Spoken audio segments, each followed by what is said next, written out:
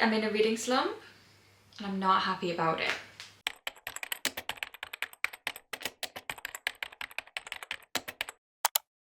Hey guys, welcome back to my channel, or welcome if you are new. Today we are doing a reading vlog because, listen, as I am filming this video, it is the 19th of November. I've read 2 books, which even in February, I think I had read more than that by that time in the month. And February was the last time I was in a real reading slump like this. I don't know what it is. I don't want to blame Alchemized, but I read Alchemized, finished it on the 31st of October, and while I was reading it, I just felt so tired and I feel like I wasn't taking it in and I couldn't read for as long as I had wanted to. And since then, I've just not been able to read for long periods of time because I don't think it's any book's fault. I don't think it's that I don't want to read. I do want to read.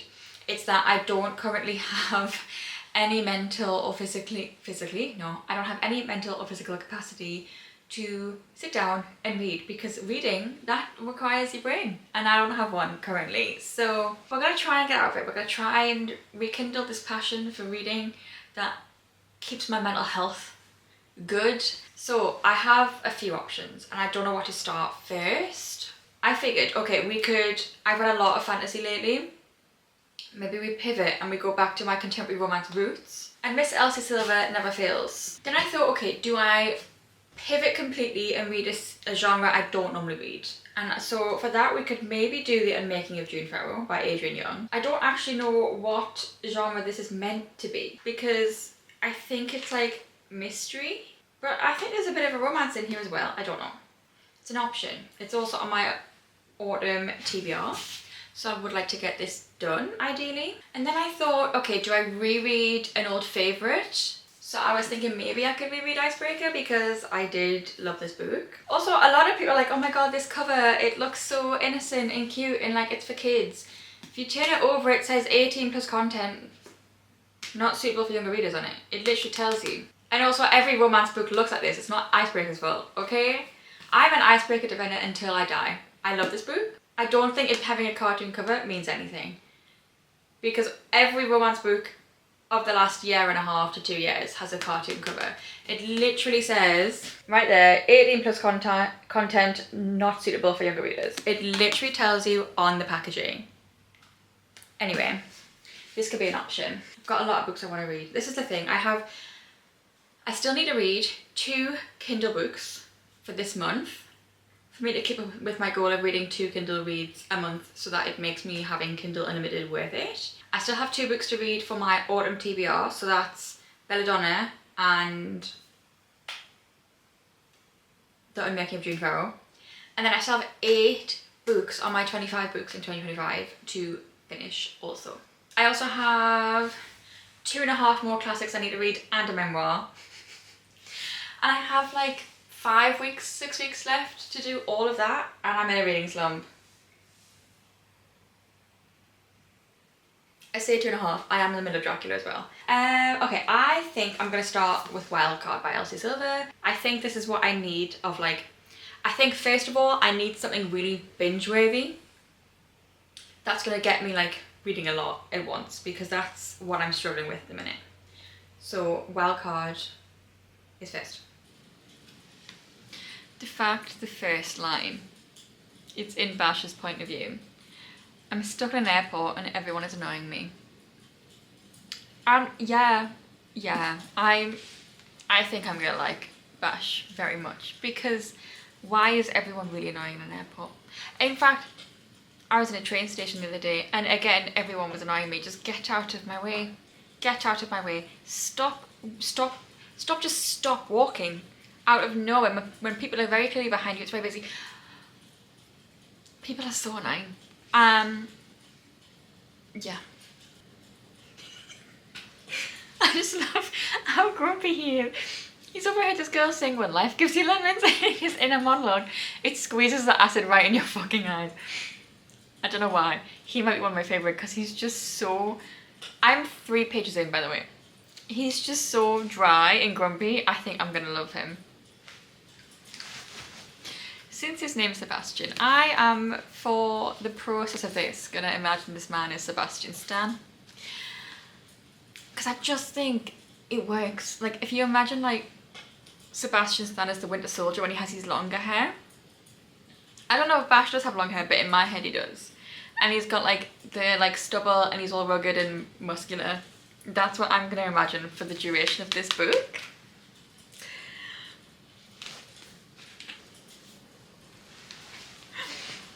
Okay, we are at the Gwen dating Bash's son part. This is so awkward. Okay. Her boyfriend telling her easy girl because you got like 2 snacks off of this food tray. Like, you know them fancy parties where like they're sending around appetizers and then like tiny little snacks. She took 2 and her boyfriend said easy girl because she has a little bit of extra weight, which so what, first of all. She has an active job. She can eat as much as she wants, thank you. And Bash going, the fuck did you just say to her? Knowing he's like, I need to like try and be, like, to him, she never replied to him. Okay? And yet he's still sticking up for her because he's like, you do not speak to women like that. You do not fat shame in such a like, it's not an obvious way, but it is. But the fact he's like, I want to have a good relationship with my son, but immediately is like, abso-fucking-lutely not. You do not speak to him like that. I fear I'm gonna love this man. Oh, sorry, I didn't even read the full thing. He said, easy girl, don't eat too much.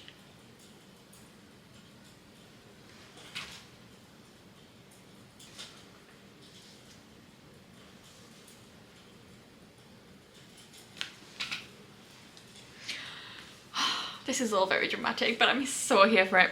Okay, I'm gonna pause. I am on chapter 8. I've just read for, it's been just under an hour. We're 66 pages in. I feel like, okay, for the fact that this whole video is me trying to get out of a reading slump, this book might do it on its own.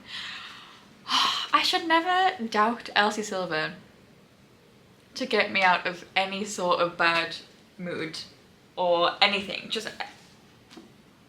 I am obsessed with this man. Obsessed. Absolutely just, oh my god. I am gonna just not be able to stop reading this, quite frankly. I'm not gonna be able to stop. I fear. I love this. Okay, anyway, let's get back. I love when we get scenes from like a previous book and then you're seeing it with the full context. Now we've got all the information about them, because we saw Gwen in the last book when they did the pub quiz. I just love that. I don't know why. I just think, oh yeah, now we're getting like the full story. We know what the tea is, whereas in the last book we didn't know what was going on, but now we do. I love how this man like absolutely loves Clyde, right? The idea that Clyde made her cry, he's like gonna be like, he's not gonna march straight in there and tell Clyde off, even though that's not what's happened. Because this man is so weak for her. Like, the yearning, bring back yearning. This man, he just, literally all it is, he yearns for her, genuinely. I just love Bash so much. All he wanted was to be a dad. Oh, I love this man.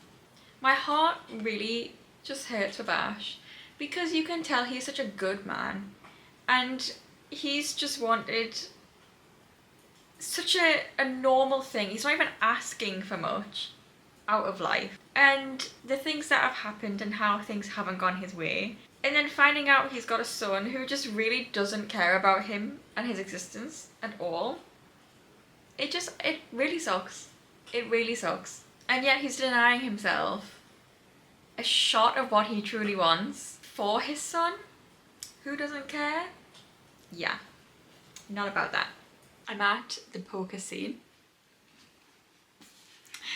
And Bash has just said, careful what you wish for, Gwen. I've got a laundry list of ways I'd like to watch you work for it and none of them involve poker. They're playing strip poker right now.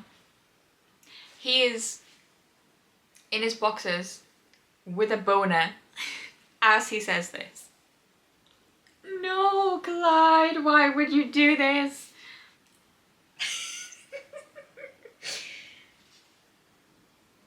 Oh no, I know what's gonna happen and I'm not ready. I'm not ready. This is... Oh no, terrible timing, terrible timing. I don't like this. This is why you should always just be honest when you're doing something slightly dodgy.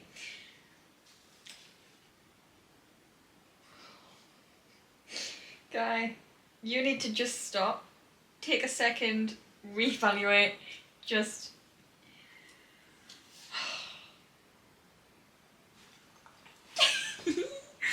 There's a fuck it moment. Hell yeah. If there's 2 words I love in a romance, it's fuck it. Like, it just... Or a romantasy, anything... Yes. Absolutely, yes. I can't with this man. He genuinely just said to her, he was a fool to let you get away. But that it was just as well because I could fuck you better. Gagged. I am gagged. Trip needs to go away. I just need him to bugger off. Like, he's... You're not wanted here, leave me alone. Oh, this is making me really sad. I love Bash so much. I just want him to have what he wants in life.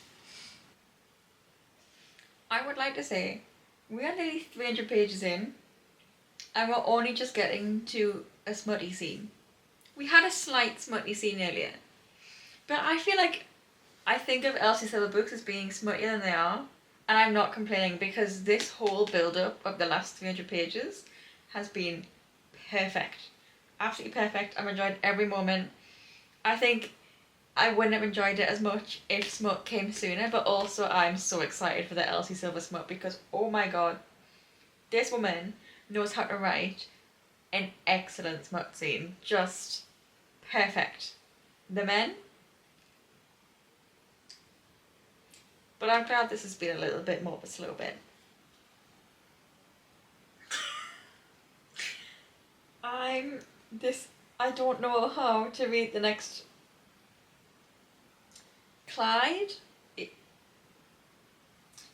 Clyde is really out here doing God's work, do not get me wrong. But this man is looking for drama in all the wrong places sometimes, and I need him to stop. I'm not normally a girl for a man in uniform necessarily, but the way that she is a girl for a man in uniform, and the way she's describing Bash in his uniform, is making me a girl who likes a man in uniform, I'll tell you that. This has gotten so messy. I do feel bad for Trip. He's also an arsehole, so I don't feel that bad for him because he's a man at the end of the day and an arsehole. It's... To him, someone he's trying to form a relationship with, he's never known his 20 odd years of life, has like stolen his girlfriend, which isn't true, but it looks that way. But also, like, they haven't been together for like over a year now, so he needs to get over the fact that they were never really that serious anyway. I don't know. Okay, I think we've met the man from the next book in like the new series that she's bringing out. Interesting. Wait, Bo? I saw Eaton and it didn't even cross my mind that it's the Eaton brothers. Why did I not think about that? And then, oh my god, we get a little... Oh, I'm so happy we get a Bo cameo. I'm just like, the visual of Bo like standing there all stressed and seeing her and literally sprinting towards her. I love this man so much, it's not even funny. He is genuinely one of my favourite book boyfriends ever. And there's something about a man running towards his woman, like especially when it's been like a frantic, like needing to know you're safe and sprinting. Seeing a man sprint towards his woman, oh, it's so good. I don't think you can be stoic and frantic at the same time though, Elsie. I'm not gonna lie. I'm not gonna lie. Oh my god. Oh, that was so good. This book. This whole vlog is maybe me getting out of a reading slump, but genuinely, this book has done it already. Facebook, I should have known Elsie Silver is the way to go. I'm really looking forward to the Emerald Lake series she's gonna do. Emmett intrigues me. And I love how we got a little Bash cameo. We got to have a Willa cameo in Wild Love because obviously she's Ford's sister, but it was nice to see Bash, and it's nice to see Bash doing well and in a career that's hopefully not going to scar him figuratively and literally. Oh, this was so good. I genuinely think this might be a 5 stars. And I genuinely it's taken me 3 days to read this, don't get me wrong. But I would have finished this yesterday. I actually really contemplated staying up late last night to finish this book. But I did feel really tired. I'd just done a near 12-hour shift. If I hadn't done that, if it had been a regular shift, I would have finished this book last night, which meant I would have finished it in 2 days. This book was so good. It had drama, it had banter, it had the best found family, Clyde being like a father figure to both of them, and just being like the comic relief of this whole entire book. I love him. And Bash, oh my god. I really enjoy Bash in just so many ways. Okay, oh, this was so good. We are so back. Okay, I don't actually know what time it is. My phone's upstairs charging. It's probably like around 8 o'clock-ish. Yeah, I have no idea what time it is. I'm gonna just chill for the rest of the night and have birthday cake to eat, I'll be honest. Tomorrow, okay, we might deviate. We might deviate from the plan because this has worked very well. And a new release found its way onto my doorstep the other day and I'm very excited for it. So I'm gonna see how I feel in the morning. We've got a whole weekend ahead of us. I'll see how I feel in the morning for what I want to read. But this is definitely the best book in the whole series, I have to say. It's funny, I really liked Wild Love. Wild Eyes I enjoyed, but I just didn't feel like an Elsie Silver book to me. I didn't feel the same way I did for like Chestnut Springs with it. And then Wild Side I really enjoyed, and this one has felt, I don't know, it's my favourite. That's all I can say. 5 stars. We are so back. Okay, it's now 2 o'clock the next day and I don't actually know what I'm gonna read. I don't know, I have just spent like an hour trying to get a video I had to edit on my laptop for TikTok onto my phone. It's taken a lot, but we finally got there. Anyway, okay, these are the options. I mentioned last night there's a new release. I'm really sorry if you can hear my laptop, by the way, it's whirring away. I mentioned last night there was a new release that happened upon my doorstep the other day, and that was Brimstone by Callie Hart. I have been looking forward to this book since I read the first one, which was, I want to say March or April this year. I've been waiting for this for months, but it's 600 pages and I don't know if that's a good idea right this second. Especially because this weekend I've got a lot I need to do content-wise. So, also, I've made myself a matcha. This is a really cute little cup I got from Morrison's. It was literally £2.50. I think the straw's not long enough for you to like hold on to the straw. I don't know why you would need to hold on to the straw. Anyway, I don't know what to read. I don't know whether to read something. I feel like Elsie Silver was a really strong first choice. And I don't know what's going to beat that. It was a 5 stars. Oh, I don't know what to do. Do I read Brimstone? We could do Love Arranged by Lauren Asher because this one is highly anticipated and then it's also finishing a series I'm in the middle of. Not that this is that series, but it could be. Trying to get out of a reading slump while also finishing a series I'm in the middle of. But this one is over 500 pages and again it just feels like a long slog for right now. I mentioned we could do a different genre, so we've got the Unmaking of June Farrell, but I don't feel like I want a different genre right now.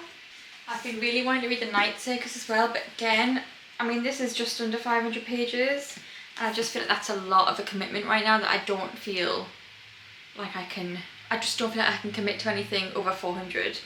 Wildcard was 440, but when it's LCC, that doesn't count, because I read more than a page a minute, which is my usual reading speed, so it's more like 380, 390. So I could go between Love and Loathing. Finally, it's been on my TBR a couple times this year, and this book is the book that made me want to read this series, because she buys a lot of things with his card. His bank rings him and is like, oh, we think there's been fraudulent activity, and he's like, it's just my wife, put it through.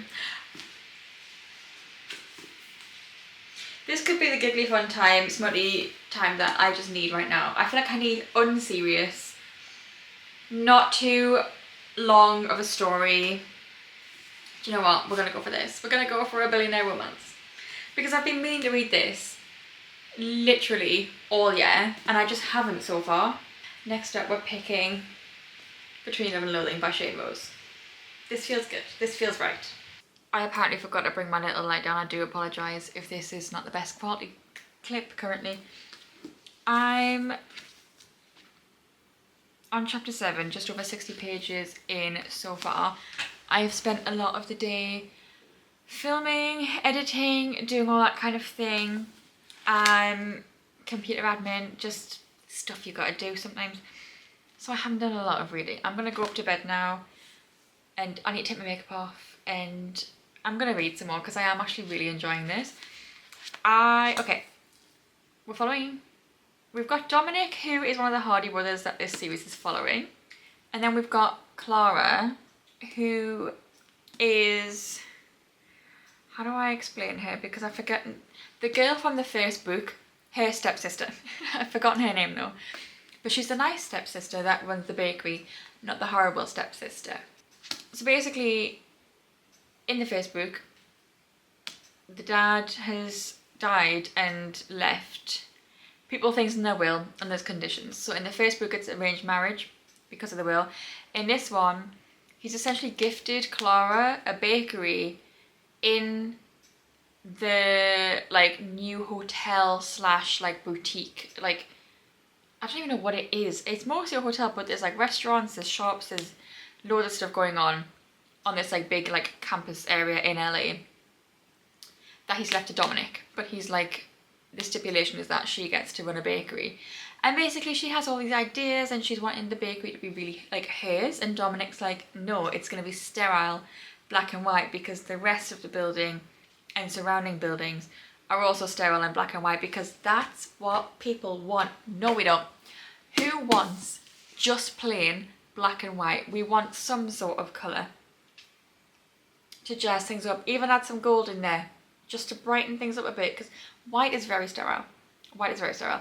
I remember when in the, I can't say my family house because we've had 3 different family houses in my life. In the second family house that we as a family had when we were a family of 4, my parents did like an extension on the kitchen, and it was plain white walls. I liked the tile floor. It was like a laminate, not a laminate, that's not tile. It was a, like a, how do I explain? It was white, but it had this like beigey pattern. I don't know, it was just, it was nice. And then it was white cabinets with a lovely wood countertop. But the white walls were the white cabinets, and then the oven was cream. Why? Why would you have white cupboards and a cream oven? Awful. I hated that kitchen. It was beautifully big. It was a lovely big kitchen, loads of cabinet space, lovely big island in the middle where the sink was. Loved that. I hated how white it was. It was very clinical. And I remember when my parents did that, my mum at the time just loved white. The hallway walls were all white, and I was like, this is awful. Meanwhile, my room was pink and purple at one point, and then like pink and grey at another point. Like, I liked colour. And I remember being like, yeah, when I move out, I'm gonna have my whole house colourful. And looking at this room currently, you wouldn't think so, but this room did used to be pink. And then upstairs is navy blue and purple. My kitchen, the only reason I've kept my kitchen white is because my floor is black and it genuinely absorbs so much light. And with the counters being black, and I can't afford to get myself a new kitchen, so the counters and the floor being black really absorbs so much light that I just need everything else to be white pretty much. But we've done the pink black splash to kind of add a little bit of colour in, and I need to get stuff on the wall. Anyway, this room is now 50 Shades of Grey, accidentally, but I'm trying to add pink touches in as we go. Listen, I work a minimum wage job. It's really hard to afford living and buying things for your house. That was such a detour. I apologise. Yeah, basically he has everything sterile, black and white, and she's like, no, I want colour. It's my bakery. Like, I own this bakery. Why can't you understand that? Why is you and your bitch of a design woman saying no to everything? So he's basically just wants her to fight. So he's like being extra mean to her because he wants to rile her up and make her fight for what she wants, because she's always been a pushover. And I kind of understand that. I think he would give her what she wants if she learns that she needs to like grow a backbone and stick up for herself. I don't think it's like malicious necessarily. It's like something about him's like, I hate the fact that she doesn't stick up for herself. Not that he likes her or has any sort of affection for her, but because he's seen what she's like with her family, like her mum and other sister are awful. And because he's seen them completely just trample over her and she's a complete pushover, it's like he's got this thing in his head where he's like, I'm not going to give her anything easily. If she wants it, she's going to have to push me for it and fight for it because I don't like that she's a pushover. That's kind of like where his head's at, I think. Because with everyone else, he seems to be really decent about what they want for like the owners of the individual shops and the restaurants and stuff. It's literally only Clara that he's so hard on. So I think it's because in his mind he's like, if you want it, you fight for it. Don't be a pushover. Anyway, I am enjoying so far. It's just like a fun time. You know, it's entertainment. So yeah, I'm gonna take my makeup off and go to bed. I feel a little bit like icky. I don't know why. I don't know in what way. I think I'm just tired. And I'm gonna read some more before bed. And then hopefully I can read it all tomorrow. But I have a lot more editing to do, to be honest. So maybe not. One thing I love about Dominic is he's very much like, you don't need to do all this extra stuff, like you're beautiful as you are. Like, he's very much about that. And then there's this really like bitchy girl that's trying to hit on him, even though he's announced that the person he's with is his girlfriend. And then she was really mean about a dress she's tried on, because obviously they're in a dress shop. It's a billionaire romance. There's always going to be at least one shopping scene. And he said, don't tell my girlfriend what's flattering and what's not. She decides that, not you. But then he's followed it up with, this dress accentuates every curve in your body. It's mine and only mine. I don't need other men enjoying the curves of my woman too much. And I don't know how I feel about that, because in my head I'm like, dude, she's not your property. But at the same time, the bookish, romantic feminism falls out of my body sometimes for these men. Girl is like, he, like she's only his. So, like, the feminist in me is warring with the book-specific non-feminist within me. Like, in real life, absolutely not. In books, maybe. Okay, we got to the scene that made me want to read this book in the first place, and it did not disappoint. I was wrong though, he did say future wife, not my wife. He keeps calling her his future wife when they're in private, and I'm loving it. Like, he's fully realising he's falling for her, but he's not at the point yet where he's like, yeah, I can, and we can maybe just be together. He's like, I'm falling for her, but we need to stop, so I'm avoiding her now, because I can't keep falling for her. We need to end this at some point. And she's just confused the whole time. So, yeah. This has all just gotten very dramatic. We're in the third act, conflict, breakup, whatever you want to call it. This whole time, even in book one, her mum is like one of the most awful people in the whole entire world. And she is just, I'm not going to spoil things, but what she has just done, my god. But Evie being here and like straight away, like, I don't even know the timing of this. I'm guessing Dom's called Evie, or like called the family and being like, where is she? But Evie being here and standing up for her like the sister she deserves, even though they're not blood related and her actual sister is just standing there doing nothing. I love this man. This man has literally just said, my future wife may allow you to treat her badly, but let me be crystal fucking clear, I won't allow it ever again. But you're broken up, Anastasia started, doesn't mean I'm not gonna marry her. This man is like, she's marrying me whether she consents to that or not. Not him fully buying a bunch of books in a rainbow colour and making his study like with his bookshelves, putting all books that she would like on instead, and organising them by rainbow because that's how she would organise them. I don't agree with that. Looks nice. But series being separated I don't agree with. But in practice in here, I very much agree with what he's done. Oh, that one's really good. I think there must be another series, surely, with his sisters marrying into like a mafia family. My camera's about to die. So I'm going to charge that and come back to you.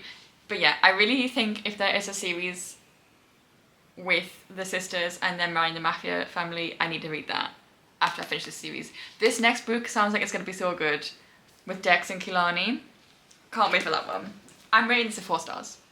I thoroughly enjoyed this. Yeah, my camera's going to die, so I'm going to charge that before we get started on the next book. What a day I've had so far today, I swear to God.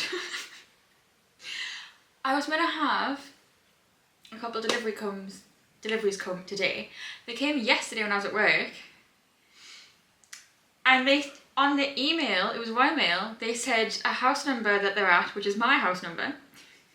I was like, they're not here. On the slip of paper, they had a number a few doors down. Been round to hers 3 times today, and she didn't answer, so I put a note to the door. She rang me and said, I haven't got anything, I'm really sorry. I was like, oh, thank you for letting me know. And so I've been walking the street with, because they didn't, normally they put a photo and it wasn't super obvious. I've had to like go and find the photo. It wasn't like on the email. Anyway, managed to find out where it is. They're not home at the minute, so I still don't have my delivery. I bought new pyjamas from Bow Avenue and I wanted to wear them, and I bought some exciting things from ASOS again. Oh well, anyway, I have made a matcha which already is looking greeny. I don't know why I kind of get my matchas. They always taste nice, don't get me wrong, but it's like the powder never mixes in very well. I use one of those electric whiskey things rather than like the bamboo proper matcha whisks, because the matcha whisk I was like, is this mouldy or is this old matcha on here? So I threw it out because that's what I had at first. So anyway, I've got a vanilla matcha. Very good. Okay. For the final book of this video, I think I'm gonna start, why have I forgotten what it's called? The Eden series. What's the first one called? Indigo Ridge. I think I'm going to start Indigo Ridge finally, because it's one of the books on my 25 in 2025. And I have 8 books still that I need to read in the next month, and I still have to, today is the 25th. I still have, so I've only got 5 days to read 2 Kindle books, so I'm like, I think I'm going to do this. Also, it's a small town romance. I think that's what I need right now. A small town contemporary romance just seems to be what usually works for me. But this has got like a little bit of a mystery to it, I think, like a subplot of mysteries throughout the whole series. And obviously I read Sheila Sparrow's earlier this year and loved it, so I've wanted to read the Eden series since before Sheila Sparrow's was even like announced.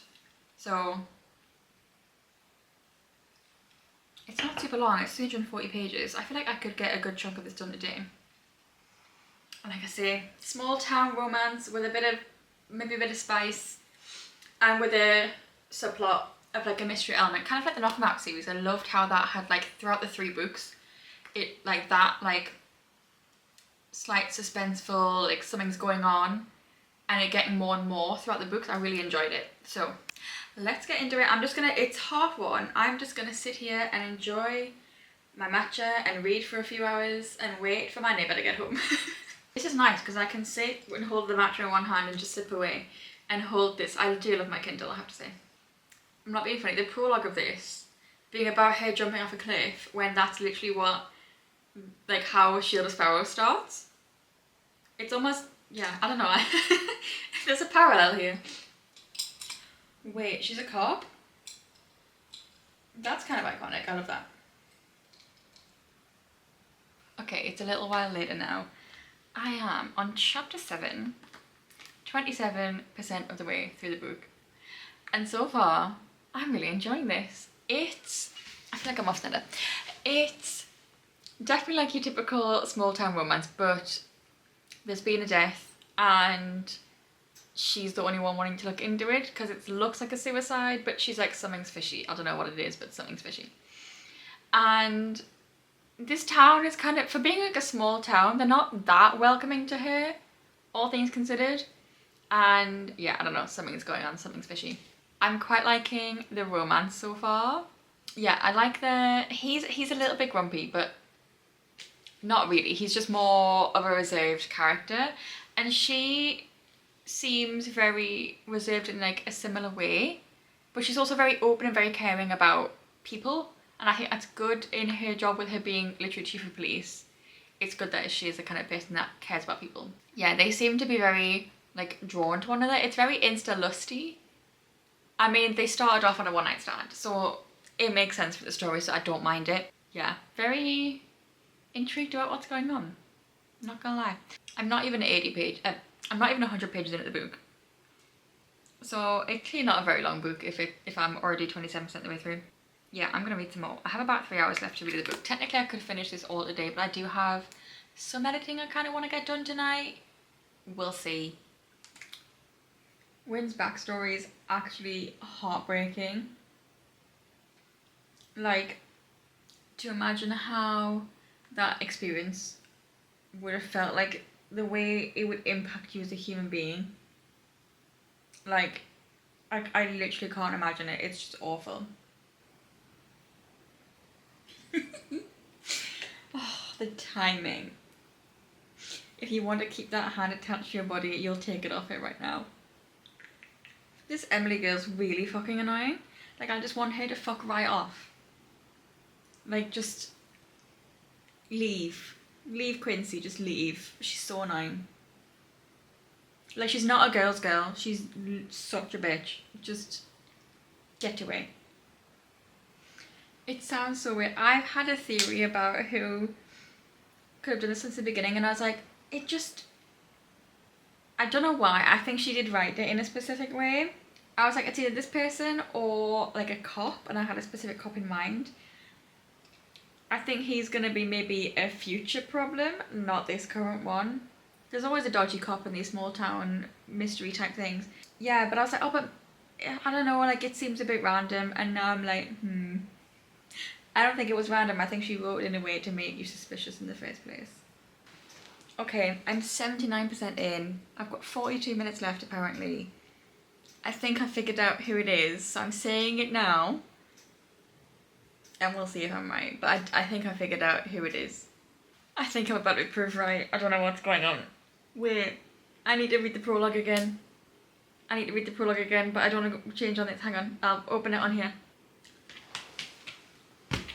Oh my god, if I hadn't read this if it hadn't only been a day, I would not have picked this up, I don't think. Oh my god. I am right. I think. I either am right and someone else is involved, or I'm right adjacent and it's just this person. Oh my god. Wow.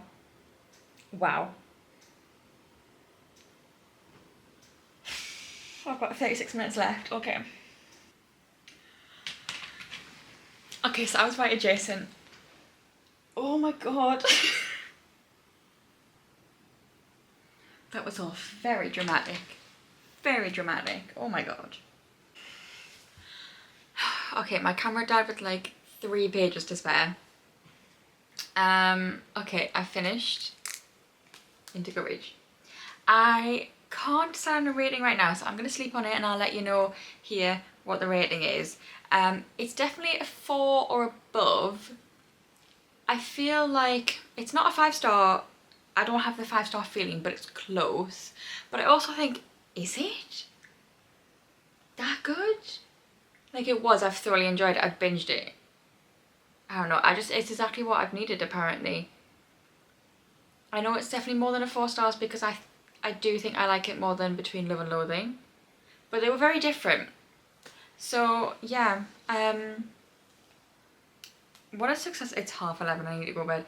What a successful video. To get out of reading slump. I mean, if this isn't proof that I'm out of the slump, the fact that I've read this in one day. Not only that, I started it this afternoon. So, I've moved everything around, like all the apps are on my phone and I can't find anything. Let's just have a quick look on Goodreads.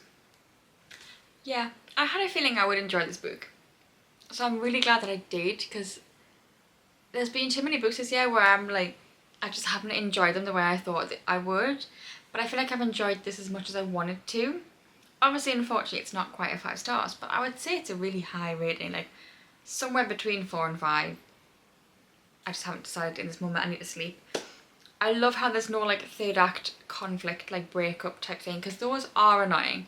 And I just had one in Between Love and Loathing, so I think I would have been annoyed having 2 in a row. And I like the balance between the romance and the mystery. I think it would have been a little bit boring if it had been just the romance, because things were just very smooth sailing. But the mystery made it a lot more interesting and I did really enjoy it. And it did, I really thought I knew who it was, and then I was like, oh no, I know who it was. That, you know, that sentence was wrong, but it's fine. And then it was like, no, actually it's this person. I did figure it out thanks to remembering the prologue though, so well done me, because normally I don't do that kind of thing. But it was a certain phrase, I was like, this has not been used in any other part of the book aside from the prologue. So yeah, I did really enjoy it. It's been a really good time. It's so easy to read. Really loved the writing as well. It was just very like, just easy. It flowed nicely. There was like, I don't know, yeah, it was written like, it was a proper adult romance. Like, no one was being immature and annoying. Just, yeah, loved it. Can't wait to read the rest of the series. I'm glad, because this was also one of my 25 to read in 2025. So now I only have 7 left for next month. That's fine. Anyway, I'm gonna go to bed. I hope you enjoyed this video. If you did, give it a thumbs up, subscribe down below. Thank God this video worked and I'm now out of my reading slump. I would like to thank Elsie Silver for the majority, but I think we can thank Daphne Perry as well, because like I say, read this book in one day, which I have not done in a while. So yeah. Okay, I'm gonna go. I'll see you guys in the next video. Bye.